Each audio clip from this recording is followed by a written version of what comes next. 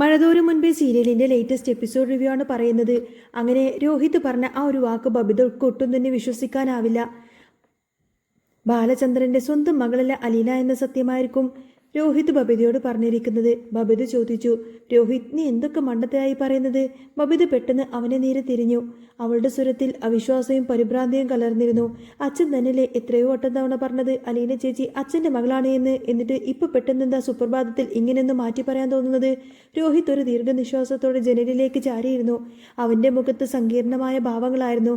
ഞാൻ വെറുതെ പറയുന്നതൊന്നുമല്ല ബബിത. അലീന ചേച്ചി എന്റെ അച്ഛന്റെ മകളല്ല എന്ന് സാക്ഷാൽ പ്രിൻസിപ്പൽ അച്ഛനോട് പറയുന്നത് ഞാൻ നേരിട്ട് കേട്ടതാ. എനിക്കാദ്യമൊന്നും വിശ്വസിക്കാൻ പറ്റില്ല. അതെങ്ങനെ ശരിയാവും? ബബിതയുടെ കണ്ണുകൾ നിറഞ്ഞു തുളുമ്പി. അപ്പോൾ ഇത്രയും നാൾ നമ്മളോട് എല്ലാവരും പറഞ്ഞുകൊണ്ടിരിക്കുന്നത് വെറും നുണയായിരുന്നോ? എൻ്റെ സ്വന്തം ചേച്ചിയാണെന്ന് കരുതി അഭിമാനത്തോടെയല്ലേ ഞാൻ എല്ലാവരുടെയും മുന്നിൽ നടന്നത്? കോളേജിൽ പോലും ഞാൻ അത് തന്നെയല്ലേ പറഞ്ഞത്? അതിനെക്കുറിച്ചൊന്നും ഇപ്പോൾ എനിക്ക് വ്യക്തമായിട്ട് അറിയില്ല ബബിത. രോഹിത് അവളുടെ ചുമലിൽ കൈവച്ചുകൊണ്ട് ആശ്വസിപ്പിക്കാൻ ശ്രമിച്ചു. ഞാൻ ചേച്ചിയോട് തന്നെ നേരിട്ട് ചോദിച്ചതാണ്. പക്ഷേ ചേച്ചി കൃത്യമായി എന്നോടൊന്നും പറഞ്ഞില്ല. എല്ലാം സമയമാകുമ്പോൾ പറയാമെന്ന് ചേച്ചി പറഞ്ഞു. ബബിതയുടെ മനസ്സ് തകരുന്നുണ്ടായിരുന്നു. തൻ്റെ ഐഡന്റിറ്റി, തൻ്റെ കുടുംബം, അക്ക എല്ലാം പെട്ടെന്ന് മാഞ്ഞു പോയതുപോലെ അവൾക്ക് തോന്നി. ഇത്രയും നാൾ എല്ലാവരുടെയും മുന്നിൽ എൻ്റെ സഹോദരനാണ് അലീന ചേച്ചി എന്നൊക്കെ പറഞ്ഞ് നടന്നിട്ട് ഇനിയിപ്പോൾ താൻ എന്തു ചെയ്യും? ആളുകളോട് താൻ എന്തു മറുപടി പറയും? അപ്പോഴാണ് അങ്ങോട്ടേക്ക് കൃഷ്ണമോള് നടന്നു വരുന്നത്. അവളുടെ മുഖത്ത് ഭയമോ പരിഭ്രാന്തിയോ ഒന്നും തന്നെ ഇല്ലായിരുന്നു. പകരം ഒരു പ്രത്യേകതരം ശാന്തതയായിരുന്നു. ആ കാര്യം ഓർത്തിട്ട് വിഷമിക്കൊന്നും വേണ്ട, കൃഷ്ണമോള് ശാന്തമായി പറഞ്ഞു. എല്ലാവരും ധൈര്യമായിട്ട് തന്നെ പറഞ്ഞോളൂ, അലീന ചേച്ചി നമ്മുടെ സ്വന്തം ചേച്ചിയാണെന്ന്. ബബിത ദേഷ്യത്തോടെയും അത്ഭുതത്തോടെയും കൃഷ്ണയെ നോക്കി. അതെങ്ങനെ ശരിയാവും കൃഷ്ണേ? അലീന ചേച്ചി അച്ഛൻ്റെ മകളെന്ന് രോഹിതേട്ടനെ ഉറപ്പിച്ചു പറയുമ്പോൾ അവരെങ്ങനെ നമ്മുടെ ചോരയാവും, നമ്മുടെ ചേച്ചിയാവും? അതെ അതേ ശരിയാവും ബബിത ചേച്ചി. കൂടുതൽ കാര്യങ്ങൾ അന്വേഷിച്ച് ചേച്ചി ഇപ്പോൾ തല പോയിക്കേണ്ട. എനിക്ക് പറയാനുള്ളത് ഞാൻ പറഞ്ഞു. അലീന ചേച്ചി നമ്മുടെ സ്വന്തം ചേച്ചി തന്നെയാണ്, അതിലൊരു മാറ്റവുമില്ല. എടി, അവൾ ചേച്ചിയാവണമെങ്കിൽ അച്ഛൻ്റെ മകളാവണ്ടേ? അച്ഛൻ്റെ മകളെന്ന് വ്യക്തമായില്ലേ? ബബിതയുടെ ചോദ്യത്തിൽ യുക്തിയുണ്ടായിരുന്നു. പക്ഷേ കൃഷ്ണയുടെ മറുപടി അതിലും വ്യക്തമായിരുന്നു. എനിക്കിപ്പോൾ ഇത്രയൊക്കെ പറയാൻ പറ്റുള്ളൂ. കൃഷ്ണമോൾ ഒഴിഞ്ഞുമാറാൻ ശ്രമിച്ചു. കൂടുതലൊന്നും എന്നോട് ചോദിക്കരുത്. അതും പറഞ്ഞ് കൃഷ്ണമോൾ അവിടെ നിന്നും വേഗത്തിൽ നടന്നുപോയി. ബബിത അന്തം വിട്ട് രോഹിത്തിനെ നോക്കി. രോഹിത്, കൃഷ്ണ എന്താ ഇപ്പോൾ ഇങ്ങനെ പറഞ്ഞു പോയത്? അവൾക്ക് എന്തെങ്കിലും അറിയാമോ? എനിക്കറിയില്ല ബബിത. രോഹിത് തല കുലുക്കി. എന്തൊക്കെയോ വലിയ രഹസ്യങ്ങളുണ്ട്. പക്ഷേ അവൾക്കും എല്ലാം അറിയുമെന്നൊന്നും തോന്നുന്നില്ല. എന്തോ അവൾ നമ്മിൽ നിന്നും മറക്കുന്നുണ്ട്. അലീന ചേച്ചിയുടെ മനസ്സിൽ വേറെ എന്തൊക്കെയോ വലിയ കാര്യങ്ങളുണ്ട്. ഞാൻ ചേച്ചിയോട് ചോദിച്ചപ്പോൾ ചേച്ചി എന്നോട് എന്താ പറഞ്ഞതെന്നറിയോ? എന്നെ നോക്കി പറഞ്ഞു നമ്മൾ തമ്മിൽ രക്തബന്ധമുണ്ട് എന്ന്. പക്ഷേ അച്ഛൻ്റെ മകളല്ല താനും. എനിക്കും ഒന്നും മനസ്സിലാവുന്നില്ല. ബബിതയുടെ മനസ്സിൽ ആകെ കൺഫ്യൂഷനിലായി. ഒന്നും ഒരിടത്തും അങ്ങോട്ടേക്ക് പൊരുത്തപ്പെടുന്നില്ല. രക്തബന്ധമുണ്ട് എന്നാൽ അച്ഛൻ്റെ മകളല്ലേ? അപ്പോൾ പിന്നെ ആരാണ് അലീന? സംശയങ്ങളുടെ ഭാരം താങ്ങാൻ വയ്യാതെ ബബിത നേരെ നടന്നത് ബാലചന്ദ്രന്റെ അടുത്തേക്ക് ആയിരുന്നു. സത്യം അച്ഛൻ്റെ നാവിൽ നിന്ന് തന്നെ കേൾക്കണം. അലീന തൻ്റെ മകളല്ല എന്ന് അച്ഛൻ സ്വന്തം വായ കൊണ്ട് പറയട്ടെ എന്നായിരുന്നു അവളുടെ ചിന്ത. മുറിയിൽ അസ്വസ്ഥനായിരിക്കുന്ന ബാലചന്ദ്രൻ ബബിത വരുന്നത് കണ്ട് മുഖമുയർത്തി. അവളുടെ മുഖത്തെ ഭാവം കണ്ടപ്പോൾ തന്നെ എന്തോ പ്രശ്നമുണ്ടെന്ന് അദ്ദേഹത്തിന് തോന്നി. എന്താ ബബിത, നിനക്ക് എന്നോട് എന്തോ കാര്യം ചോദിക്കാറുണ്ടെന്ന് തോന്നുന്നല്ലോ. നിന്റെ മുഖമെന്താ ഇങ്ങനെ ഇരിക്കുന്നത്? ബാലചന്ദ്രൻ ചോദിച്ചു. അതെ അച്ഛ, എനിക്ക് അച്ഛനോട് ഒരു കാര്യം ചോദിക്കാറുണ്ട്. അത് എനിക്ക് കൃത്യമായ ഉത്തരം കിട്ടണം. ബബിത അച്ഛന് മുന്നിൽ ഉറച്ചു നിന്നു. നീ കാര്യം എന്താന്ന് വെച്ചാ പറ മോളെ. എൻ്റെ ഒരു വലിയ സംശയമാണച്ച, അലീന ചേച്ചി അച്ഛൻ്റെ മകളില്ലേ? ബബിത നേരിട്ട് തന്നെ ചോദിച്ചു. ചോദ്യം കേട്ടപ്പോൾ ബാലചന്ദ്രൻ ഒരു നിമിഷമൊന്ന് ഞെട്ടി. അദ്ദേഹത്തിൻ്റെ മുഖത്ത് ഭാവഭേദങ്ങൾ മിന്നി മറിഞ്ഞു. കൈകൾ അല്പം വിറച്ചു. അല്ല, നിന്നോടിപ്പോൾ ഇതാരാ പറഞ്ഞത്? രോഹിതേട്ടനാ എന്നോട് പറഞ്ഞത്. ബബിത മറുപടി നൽകി. രോഹിത് അങ്ങനെ പറഞ്ഞോ? ബാലചന്ദ്രൻ സ്വയം എന്നോണം ചോദിച്ചു. അതെ അച്ഛ, രോഹിതേട്ടൻ അങ്ങനെ പറഞ്ഞു. അത് സത്യമാണോ അച്ഛ? അലീന ചേച്ചി അച്ഛൻ്റെ മകളല്ലേ? അവളുടെ ശബ്ദം ഇടറിയുന്നു. ബാലചന്ദ്രൻ ദീർഘമായൊന്ന് ശ്വാസമെടുത്ത് മേശപ്പുറത്ത് ഗ്ലാസ്സിലെ വെള്ളം അങ്ങ് കുടിച്ചു. എന്നിട്ട് വളരെ ഗൗരവത്തിൽ പറഞ്ഞു, അല്ല, അലീന അങ്ങനെ പറഞ്ഞിട്ടുണ്ടെങ്കിൽ അതല്ലായിരിക്കും. അതെങ്ങനെ ശരിയാവും അച്ഛ? ബബിതയ്ക്ക് ദേഷ്യം വന്നു തുടങ്ങി. അലീന ചേച്ചി അച്ഛൻ്റെ മകളാണെന്ന് ഇത്രയും നാൾ എന്നോടും ഈ ലോകത്തോടൊക്കെ പറഞ്ഞത് അച്ഛൻ തന്നെയല്ലേ? ഇപ്പോൾ പെട്ടെന്നെന്താ ഒരു സുപ്രഭാതത്തിൽ അങ്ങനെയല്ല എന്ന് പറയുമ്പോൾ? എൻ്റെ മകളല്ല എന്ന് മാത്രമേ പറഞ്ഞിട്ടുള്ളൂ. ബാലചന്ദ്രൻ അവളുടെ വാക്കുകളെ മുറിച്ചു. അച്ഛനാ പറഞ്ഞതിൻ്റെ അർത്ഥം എന്താ? എനിക്ക് മനസ്സിലാകുന്നില്ല. ബബിതയുടെ കണ്ണുകളിൽ നിന്നും കണ്ണുനീരൊലിച്ചിറങ്ങി. കൂടുതലായിട്ട് എന്നോടൊന്നും ചോദിക്കേണ്ട ബബിതയെ. ബാലചന്ദ്രൻ മുഖം തിരിച്ചു. അപ്പോൾ അലീന ചേച്ചി എൻ്റെ സഹോദരിയല്ലേ അച്ഛ? അതാണോ അച്ഛനീ പറയുന്നത്? അതാ ഞാൻ പറഞ്ഞത്. കൂടുതലായി എന്നോടൊന്ന് ചോദിക്കരുത്. അവളല്ലേ നിന്നോട് പറഞ്ഞത്? അവളോട് തന്നെ പോയി ചോദിച്ചു നോക്ക്. എൻ്റെ മകളല്ല എന്ന് ഞാൻ പറഞ്ഞല്ലോ. വേറൊന്നും പറയാൻ ഞാൻ ആഗ്രഹിക്കുന്നില്ല. ബാലചന്ദ്രൻ്റെ സ്വരത്തിൽ കർക്കശയും ഒപ്പം വലിയൊരു വേദനയും ഒളിച്ചിരിക്കുന്നുണ്ടായിരുന്നു. എന്താ അച്ഛാ ഇത്? ബബിത വിതുമ്പി. ഇത്രയും നാളും ഇങ്ങനെയൊക്കെ പറഞ്ഞുകൊണ്ടിരുന്നിട്ട് ഇപ്പോൾ എല്ലാവരും കൂടി ഞങ്ങളെ പറ്റിക്കുവാണോ? അല്ല മോളെ, എന്നോടല്ല നീ ചോദിക്കേണ്ടത്, അവളോടാ. ഞാൻ പറഞ്ഞല്ലോ, അതിനുള്ള ഉത്തരം അവൾ തന്നെ തന്നോളൂ. അച്ഛൻ്റെ മുറിയിൽ നിന്നും ഇറങ്ങുമ്പോൾ ബബിതയുടെ തല കറങ്ങുന്നത് പോലെ തോന്നി. ആകെപ്പാടെ കൺഫ്യൂഷൻ, എന്ത് ചെയ്യണമെന്നറിയാത്തൊരവസ്ഥ. അലീന തന്നെ ചോദിക്കില്ലായിരുന്നു അലീനയോട് തന്നെ ചോദിക്കുകയല്ലാതെ അവളുടെ മുന്നിൽ വേറെ വഴിയൊന്നുമില്ലാതിരുന്നു. അലീന തൻ്റെ മുറിയിൽ തുണികളെല്ലാം മടക്കി വെക്ക് ബാഗിൽ ഇങ്ങനെ ആക്കുകയായിരുന്നു. അവിടെ നിന്നും പോവാനുള്ള ഒരുക്കത്തിലായിരുന്നു അലീന. അങ്ങോട്ടേക്ക് കൊടുങ്കാറ്റ് പോലെ ബബിത കയറി വന്നു. അവളുടെ കണ്ണുകൾ ചുവന്നിട്ടുണ്ടായിരുന്നു. ഹോ, അപ്പോൾ ഇത്രയും നാൾ ഞങ്ങളെല്ലാവരെയും പറ്റിക്കുമായിരുന്നല്ലേ ചേച്ചി? ബബിതയുടെ ചോദ്യം അലീനയെ അമ്പരപ്പിച്ചു. അലീന കയ്യിലെ തുണി മാറ്റിവെച്ച് ബബിതയെ നോക്കി. എന്ത്? ഞാനെന്താ പറ്റിച്ചു ബബിത? എൻ്റെ അച്ഛൻ്റെ മകളാണെന്ന് ഞങ്ങളോടൊക്കെ പറഞ്ഞ് കാണിച്ചതൊക്കെ കള്ളത്തരമായിരുന്നുവല്ലേ? ബബിതയുടെ സ്വരത്തിൽ പരിഹാസവും സങ്കടവും നിറഞ്ഞു നിന്നു. അല്ല, അത് പിന്നെ അലീന വാക്കുകൾക്കായി തപ്പി. വേണ്ട, ഇനി കൂടുതൽ കള്ളത്തരങ്ങളൊന്നും പറയണ്ട. ബബിത അവളെ തടഞ്ഞു. ഞാൻ എന്താ കരുതിയിരുന്നത്? എൻ്റെ സ്വന്തം സഹോദരിയാണെന്ന് കരുതി. ജീവനറ്റ തുല്യം തന്നെ സ്നേഹിച്ചു. എല്ലാവരോടും അഭിമാനത്തോടെ പറഞ്ഞു. കോളേജിലും അങ്ങനെ തന്നെയായിരുന്നു. എന്നിട്ടിപ്പോൾ പെട്ടെന്ന് പറയുന്നു അച്ഛൻ്റെ മകളല്ല എന്ന്. ഞങ്ങളുടെ ആരുമല്ലേ അലീന ചേച്ചി? അലീനയുടെ കണ്ണുകൾ നിറഞ്ഞു. അവൾ പതിയെ ബബിതയുടെ അരികിലേക്ക് നടന്നു ചെന്നു. മോളെ, നിങ്ങളുടെ ആരുമല്ല ഞാൻ. എവിടെയും ഞാൻ പറഞ്ഞിട്ടില്ലല്ലോ. പിന്നെ അലീന ചേച്ചി എന്നല്ലേ പറഞ്ഞത് എൻ്റെ അച്ഛൻ്റെ മകളല്ലെന്ന്? അച്ഛൻ്റെ മകളല്ല എന്ന് ഞാൻ പറഞ്ഞു, അത് സത്യമാണ്. പക്ഷേ നിന്റെ സഹോദരിയല്ല എന്ന് ഞാൻ പറഞ്ഞിട്ടില്ലല്ലോ ബബിതേ. അലീന വളരെ ആർദ്രമായി പറഞ്ഞു. ബബിതക്ക് അത് കേട്ടപ്പോൾ ദേഷ്യമാ വന്നത്. അതെങ്ങനെ ശരിയാവും അലീന ചേച്ചി? ചേച്ചി വീണ്ടും ഞങ്ങളെ കളിയാക്കുകയാണോ? ഇതെന്താ പൊട്ടം കളിപ്പിക്കുകയാണോ? വേണ്ട, ഇനി ഇങ്ങനെയൊന്നും പറഞ്ഞ് ഞങ്ങളെ സമാധാനിപ്പിക്കാനോ നോക്കണ്ട. ഞങ്ങൾ സോപ്പിടാൻ വേണ്ടി ഓരോന്ന് പറയുന്നതല്ലേ, അതിൻ്റെ യാതൊരു ആവശ്യമില്ല. ബബിത, അലീന അവളുടെ കൈകൾ പിടിച്ചു. ഞാൻ പറയുന്നത് 100% സത്യമാണ്. നീ എൻ്റെ സഹോദരി തന്നെയാണ്. ഞാൻ അച്ഛൻ്റെ മകളല്ല എന്ന് മാത്രമേ പറഞ്ഞിട്ടുള്ളൂ. അല്ല, രോഹിതേട്ടൻ പറഞ്ഞല്ലോ രോഹിതേട്ടനുമായി ചേച്ചിക്ക് രക്തബന്ധമുണ്ടെന്ന്. അതെങ്ങനെയാ? ബബിതയുടെ സംശയങ്ങൾ തീരുന്നില്ലായിരുന്നു. അതൊക്കെ പിന്നീട് ഒരിക്കൽ ഞാൻ വ്യക്തമായി പറഞ്ഞു തരാം. ഇപ്പോൾ ഏതായാലും എനിക്ക് ഇതൊന്നും പറയാൻ കഴിയില്ല മോളെ. അലീന കണ്ണുനീര് തുടച്ചു. അതെന്താ ഞങ്ങളോട് പറഞ്ഞ അലീന ചേച്ചിക്ക് എന്താ സംഭവിക്കുന്നത്? ഏതായാലും കാര്യം ഞങ്ങൾക്ക് അറിഞ്ഞേ മതിയാവൂ. അലീന ചേച്ചി അതുകൊണ്ടാണോ ഇവിടെ നിന്നും പോവാനൊരുങ്ങുന്നത്? ബബിത അവളുടെ ബാഗിലേക്ക് വിരൽ ചൂണ്ടി ചോദിച്ചു. അതെ, അത് മാത്രമല്ല ബബിതേ, അലീന ഒരു ദീർഘനിശ്വാസത്തോടെ പറഞ്ഞു. ഞാൻ ഇവിടെ നിന്നിട്ടുണ്ടെങ്കിൽ മാഡത്തിന് അത് ഇഷ്ടപ്പെടില്ല. മാഡം ഇങ്ങോട്ടേക്ക് വരണം. നിങ്ങളും നിങ്ങളുടെ അമ്മയും എല്ലാവരും കൂടി നല്ലൊരു ജീവിതം നയിക്കണം. വെറുതെ ഞാനായിട്ട് ആ ജീവിതം തകർക്കില്ല. ബബിത പരിഹാസത്തോടെ ചിരിച്ചു. അതിന് അലീന ചേച്ചി ഇവിടെ നിന്ന് പോയതുകൊണ്ട് അച്ഛനും അമ്മയും ഒന്നായി ജീവിക്കുമെന്ന് ചേച്ചിക്ക് തോന്നുന്നുണ്ടോ?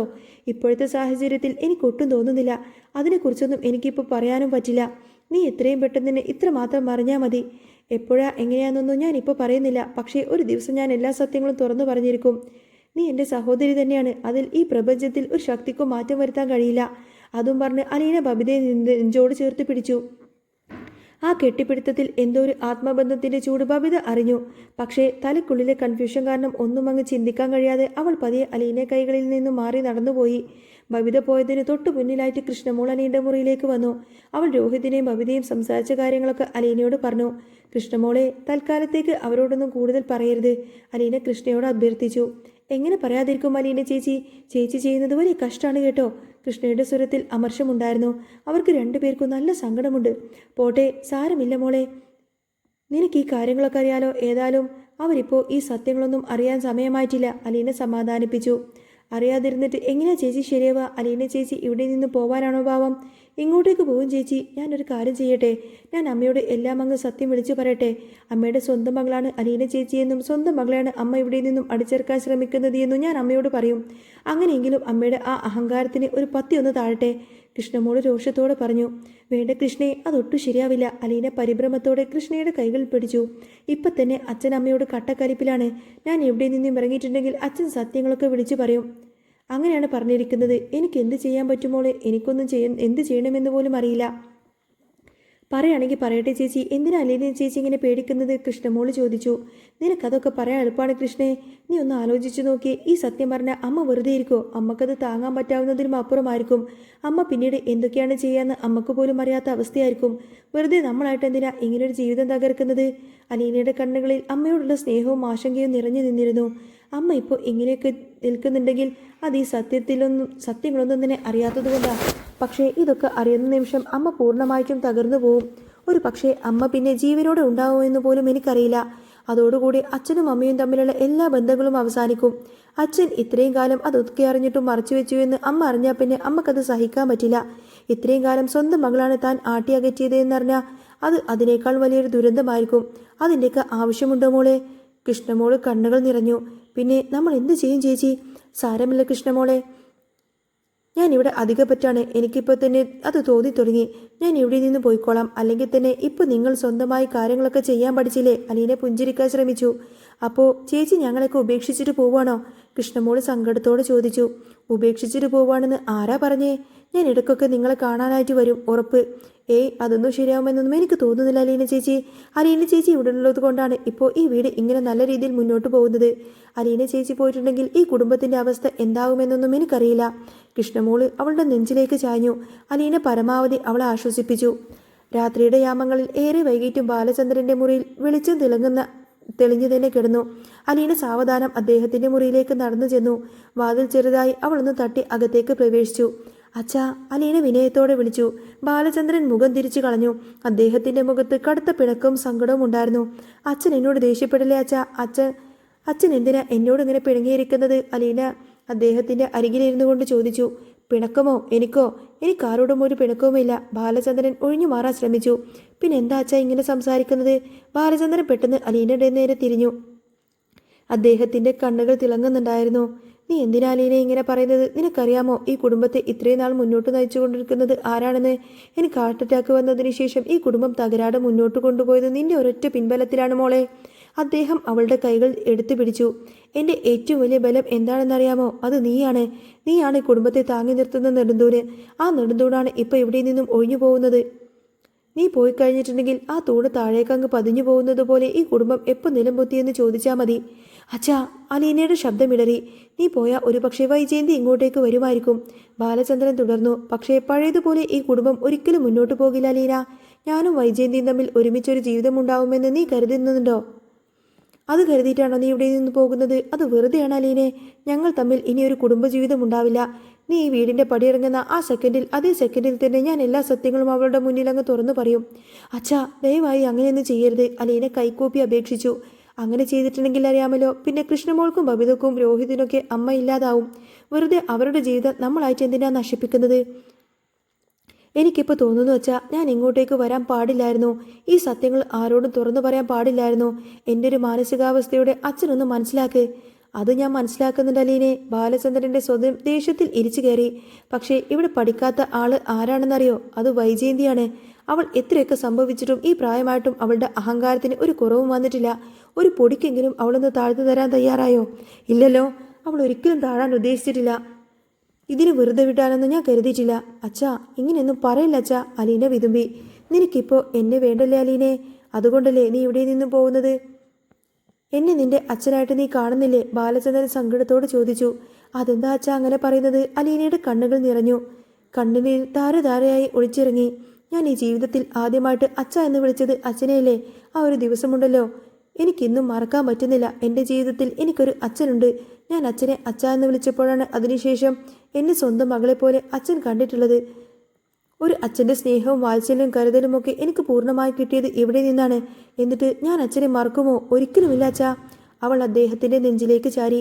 ഈ ജന്മത്തിൽ എനിക്കൊരൊറ്റ അച്ഛനെയുള്ളൂ. ഇനി അച്ഛൻ്റെ സ്ഥാനത്ത് ആര് വന്നാലും അയാളെ എനിക്ക് രണ്ടാം അച്ഛനായിട്ടേ കാണാൻ സാധിക്കുള്ളൂ. എൻ്റെ സ്വന്തം അച്ഛനായി ഞാൻ എപ്പോഴും കാണുന്നത് ഈ ബാലചന്ദ്രൻ്റെ മേനോനെ ആയിരിക്കും. അതല്ലാതെ വേറെ ആരെയും എനിക്ക് ആ സ്ഥാനത്തിന് കാണാൻ സാധിക്കില്ല. എത്ര വർഷങ്ങൾ കഴിഞ്ഞാലും അതിലൊരു മാറ്റവും ഉണ്ടാകാൻ പോകുന്നില്ല അച്ഛാ. അലീനയുടെ വാക്കുകൾ കേട്ടപ്പോൾ ബാലചന്ദ്രന്റെ നിയന്ത്രണം നഷ്ടപ്പെട്ടു. അദ്ദേഹത്തിന്റെ കണ്ണുകൾ നിറഞ്ഞൊഴുകി. നെഞ്ചു പൊട്ടുന്ന സങ്കടത്തോടെ അദ്ദേഹം അലീനയെ ചേർത്ത് പിടിച്ചു. എനിക്കിനി എന്ത് ചെയ്യണമെന്ന് പോലും അറിയില്ല മോളെ, അദ്ദേഹം സ്വയം പറഞ്ഞു. അലീന ഇവിടെ നിന്ന് പോവുക എന്ന് പറഞ്ഞ അദ്ദേഹത്തിന്റെ ചിറകൊടിഞ്ഞു പോകുന്നതിന് തുല്യമായിരുന്നു. അതൊരിക്കലും അയാൾക്ക് സഹിക്കാവുന്നതിലും അപ്പുറമായിരുന്നു. അലീനക്കറിയില്ലായിരുന്നു തൻ്റെ മുന്നോട്ടുള്ള വഴി ഇനി എന്തായിരിക്കുമെന്ന്. കടന്നു പോകുന്ന ഓരോ നിമിഷവും ഈ കുടുംബത്തിൽ വലിയൊരു കൊടുങ്കാറ്റിന്റെ മുന്നോടിയുള്ള നിശബ്ദത പടർന്നിരുന്നു. അലീന ഏതായാലും അവിടെ നിന്നും പോവാൻ തീരുമാനിക്കുകയാണ്. എല്ലാവരും ഭയങ്കര സങ്കടത്തിലായിരിക്കും. അങ്ങനെ മഴ തോരും മുൻപേയിൽ ഇനി വരാൻ പോകുന്ന നല്ല സൂപ്പർ അടിപൊളി ത്രില്ലിംഗ് എപ്പിസോഡുകളൊക്കെ തന്നെയാണ്. നിങ്ങൾക്ക് ഈ ഒരു ചാനൽ ഇഷ്ടമാവുകയാണെങ്കിൽ സബ്സ്ക്രൈബ് ചെയ്യാനും സപ്പോർട്ട് ചെയ്യാനും മറക്കല്ലേട്ടോ. നെക്സ്റ്റ് വീഡിയോ ഉടനെ വരാം. ബൈ.